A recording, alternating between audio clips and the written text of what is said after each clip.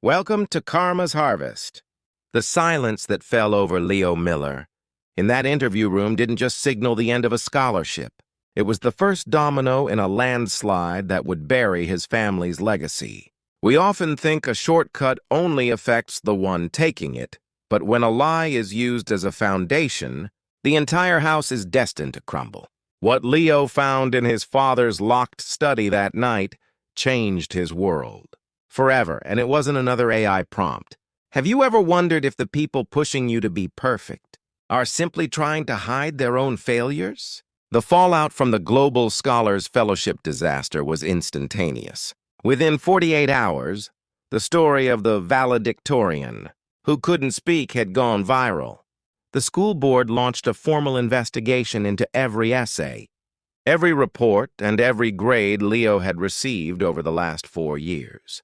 But the pressure didn't stop at the school gates. David Miller, Leo's father, was a senior executive at a leading software firm, a man whose reputation was built on innovative efficiency.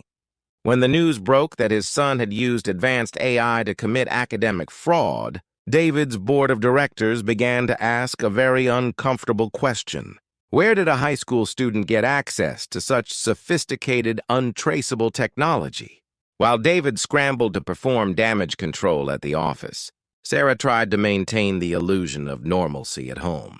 She spent her days deleting hateful comments from her social media and drinking wine in a darkened kitchen. She didn't ask Leo how he felt. She didn't ask if he was okay. She only asked, "How could you let us down like that?"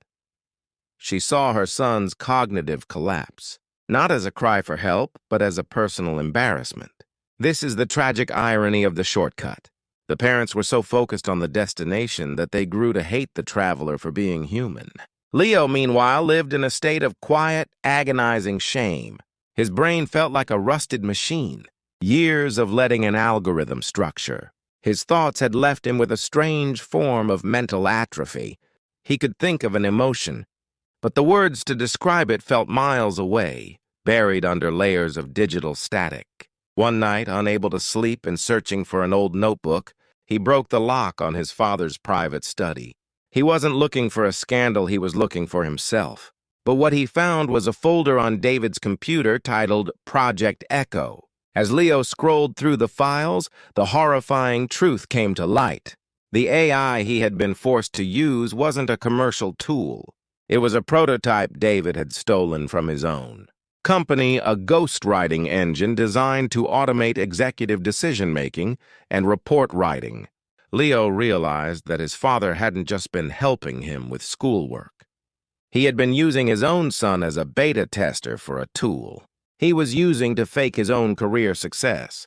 Every brilliant memo David had sent, every visionary strategy he had presented to the board had been generated by the same machine that had stolen Leo's voice. The golden boy and the visionary father were both fabrications of the same code. The karma of the Millers was swift and total. Leo, driven by a sudden raw spark of genuine conscience, didn't hide what he found. He didn't have the words to explain it to his father. So he did the only thing he could. He sent the Project Echo folder to his father's CEO. It was the first independent choice Leo had made in years, and it was a devastating one. By Monday morning, David Miller was escorted out of his building by security. His efficiency was revealed to be theft, and his innovation was a fraud. The family's wealth evaporated as legal fees and fines mounted. The big house was sold, and the elite social circles Sarah cherished slammed their doors shut. They moved into a cramped apartment in a part of town they used to drive through without looking. For Sarah, the loss of status was a living death. For David, the loss of power was an unbearable humiliation. But for Leo, the collapse of the lie was the beginning of a long, painful resurrection. He didn't go to an Ivy League school. He didn't go to college at all that year. Instead, Leo took a job at a local community garden and started attending a speech therapy group for people recovering from neurological trauma. He spent his days working with his hands, feeling the dirt and learning the names of plants' names. He had to learn to say out loud, slowly, without a screen to help him. It took months for him to form a complex sentence again. It took a year before he could look someone in the eye and express a genuine opinion. One afternoon, David sat on the porch of their small apartment, watching his son come home from work. Leo was tired.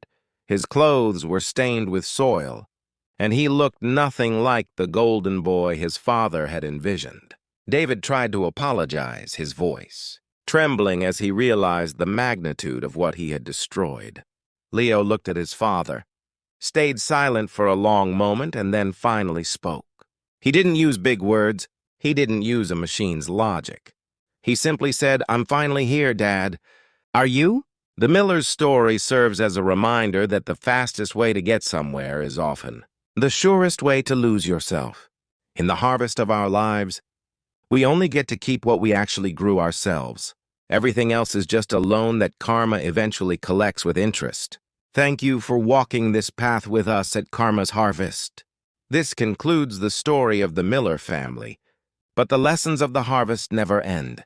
What would you do if you discovered your entire life was built on a lie? Let us know in the comments below. If this story moved you, please subscribe and share it with someone who needs to hear it. Our next story features a woman who inherited a fortune. She didn't earn, only to realize the gift came with a terrifying price. You won't want to miss it. See you in the next harvest.